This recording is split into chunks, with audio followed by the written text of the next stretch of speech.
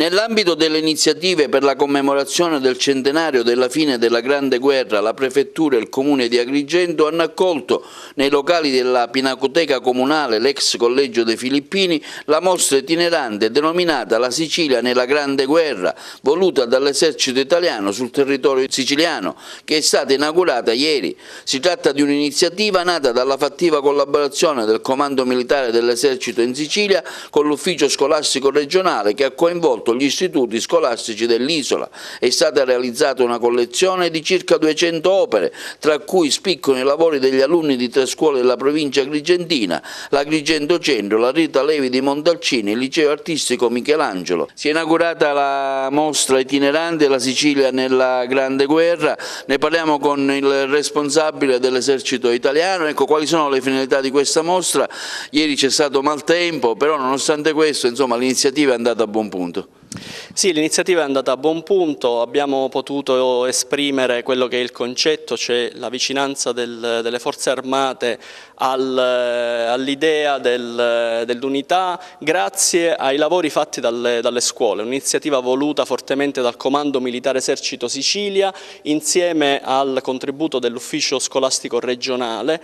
A gennaio sono state distribuite dei temi da sviluppare con la richiesta di poche opere, ma c'è stato un grandissimo apporto da parte delle scuole siciliane, in particolare anche della scuola di Agrigento, con 200 opere che sono state necessariamente, per questioni logistiche, sono state selezionate. Qui abbiamo una rappresentazione delle più belle opere siciliane e soprattutto il tema del contributo della Sicilia, che molti talvolta non ricordano, il contributo altissimo dei siciliani per la Grande Guerra.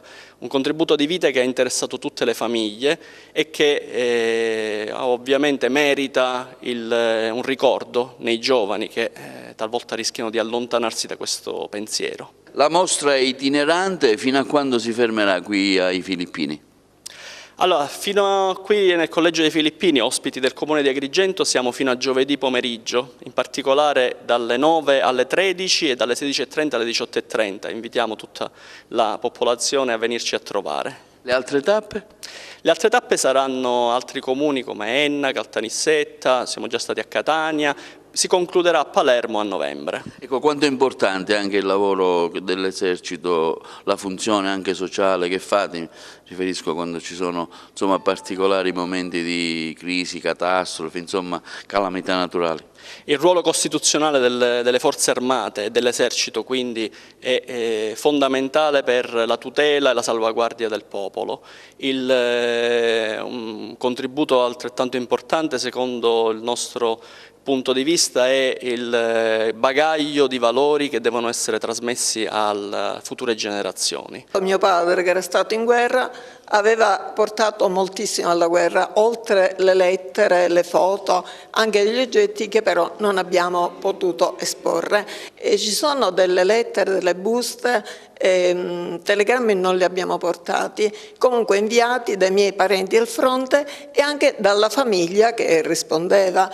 Quindi una testimonianza di ciò che è stato, diciamo, negli anni la funzione dell'esercito, inserita, un angolino inserito nella più grande mostra dell'esercito che oggi qui ai Filippini, no? Esatto, sì, si tratta proprio di questo. Infatti abbiamo voluto portare qualcosa di autentico e oltre alle foto ci sono pure le assicurazioni, per esempio degli ufficiali durante la guerra, che per fortuna non sono state riscosse in quanto i miei sono tornati tutti salvi e sani, però un po' feriti e malconci.